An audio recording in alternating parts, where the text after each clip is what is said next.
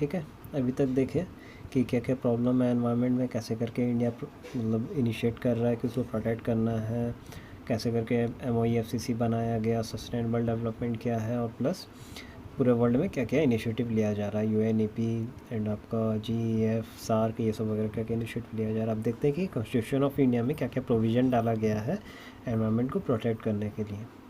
Okay, constitution of India मालूम है ना सबको, संविधान। ओके, इंडिया का कॉन्स्टिट्यूशन जो बनाया गया था इंडिया के आज़ादी के बाद, उसको कॉन्स्टिट्यूशन ऑफ इंडिया बोला जाता है, जिसमें रूल्स एंड रेगुलेशन मेंशंस है। अब उसमें क्या क्या प्रोविजंस डाला गया है इंडिया और प्रोटेक्शन ऑफ एनवायरनमेंट को लेकर के। मेनली देखो 4 चीज़ें हैं कॉन्स्टिट्यूशन में जिसमें प्रोटेक्शन ऑफ एनवायरनमेंट के मेंशन किया गया है। सबसे पहला है प्रीएम्बल, सेकंड है फंडामेंटल राइट्स, थर्ड है DPSP directive principle of states policy, and fourth है फंडामेंटल ड्यूटीज़। ये 4 जगह हैं जहाँ पे प्रोटेक्शन ऑफ एनवायरनमेंट को मतलब लिखा गया है कि एनवायरनमेंट को ऐसे ऐसे करके हम लोग को प्रोटेक्ट करना है, या अच्छे से यूज़ करना है, जुडिशियस यूज करना है, ज़्यादा मतलब एक्सेसिव यूज़ नहीं करना। ये सब ये 4 जगह में लिखा गया है। देखो, preamble, fundamental right, DPSP, fundamental duties, ये सब क्या है, कैसे है, क्यों है, ये सब मतलब बहुत ज़्यादा लेंथी है, ये सब उतना पढ़ने का दरकार नहीं है आप लोग को। ठीक है, मेन चीज़ जो है वो सब सिर्फ यहाँ पे पढ़ना, जितना ज़्यादा अंदर में मत जाना कि प्रीएम्बल किसको बोलते हैं, उसमें क्यों लिखा हुआ है, क्या लिखा हुआ है, क्योंकि बहुत बड़ा चीज़ है ये सब। आगे हायर क्लास में जाओगे तब जा करके आप लोगों को ये सब पढ़ना पड़ेगा। अभी सिर्फ इतना ही जान लो कि प्रीएम्बल के अंदर ये लिखा हुआ है, फंडामेंटल राइट के अंदर ये लिखा हुआ है, DPSP के अंदर ये लिखा हुआ है, तो बस इतना ही जान लो अभी। ठीक है, पहले देखो प्रीएम्बल में क्या लिखा हुआ है।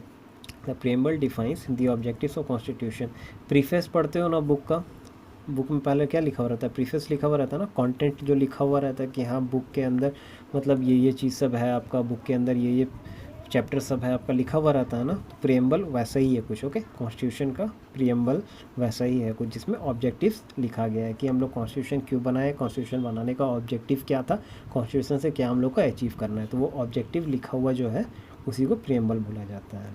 ठीक है, it lays down the objectives which are to achieve by the Indian state, these are, ये ऑब्जेक्टिव है। ओके, देखो पहला है justice, liberty, equality and fraternity. ये 4 ऑब्जेक्टिव है जो कि इंडिया को अचीव करना है अपने कॉन्स्टिट्यूशन को फॉलो करके। कॉन्स्टिट्यूशन में ये 4 ऑब्जेक्टिव को फॉलो करने के लिए प्रोविज़न सब लिखा गया है। Okay, which are secured for all citizen, पूरे जितने भी सिटीजन हैं इंडिया में सबके लिए justice, liberty, equality and fraternity equal है, सबके लिए लिखा गया है उसमें कॉन्स्टिट्यूशन में। Securing of the objectives of socialism, secularism and socio economic political justice naturally involve the objective of securing healthy and sustainable environment, sustainable development in its all dimensions, natural, social, economic, culture and political. देखो बोला कुछ ऐसा कि अगर हम लोग को justice achieve करना है, जस्टिस समझ में आता है ना, न्याय, तो मतलब एक तरह का नहीं होता है कि नहीं कोर्ट में जा कर के ही मिलेगा, वैसा टाइप का नहीं। सबके लिए जस्टिस मतलब इक्वली सबको सब कुछ मिलना चाहिए, सबको जुडिशियरी सब कुछ मिलना चाहिए, किसी को कम नहीं, किसी को बेसी नहीं। ओके, जस्टिस सबके लिए मिलना चाहिए। Socio economic and political justice, ये 3 चीज़ हम लोग को अचीव करना है जस्टिस को लेकर के। बाकी सबका अलग अलग है, लिबर्टी का अलग अचीव करना है, इक्वलिटी का अलग चीज़ अचीव करना है, फ्रेटर्निटी का अलग चीज़ अचीव करना है। जस्टिस का स्पेशली हम लोग को ये 3 जस्टिस अचीव करना है। सोशली सबको जस्टिस मिलना चाहिए, इकोनॉमिकली सबको जस्टिस मिलना चाहिए, और पॉलिटिकल सबको जस्टिस मिलना चाहिए। और ये 3 जस्टिस मिलने के लिए naturally it involves a secure, healthy and sustainable environment. देखो अगर secure, healthy and sustainable environment नहीं होगा तो किसी को सोशल जस्टिस, इकोनॉमिक जस्टिस या पॉलिटिकल जस्टिस मिल पाएगा क्या? एनवायरनमेंट ही अच्छा नहीं हो, किसी का हेल्थ अच्छा हो पाएगा? नहीं हो पाएगा। किसी का मतलब काम अच्छा हो पाएगा क्या अगर उनका एनवायरनमेंट अच्छा नहीं है, हेल्थ अच्छा नहीं है? तो मेन स्टार्टिंग पॉइंट यही है।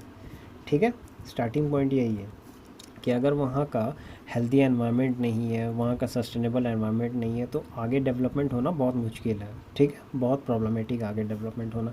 सोशल जस्टिस मिलना बहुत प्रॉब्लमेटिक है, इकोनॉमिक जस्टिस मिलना बहुत प्रॉब्लमेटिक है, पॉलिटिकल जस्टिस मिलना बहुत प्रॉब्लमेटिक है अगर वहाँ पे हेल्दी एंड सस्टेनेबल एनवायरनमेंट नहीं है वहाँ पे। तो achieving socio economic justice has been a central feature of Indian form of socialism.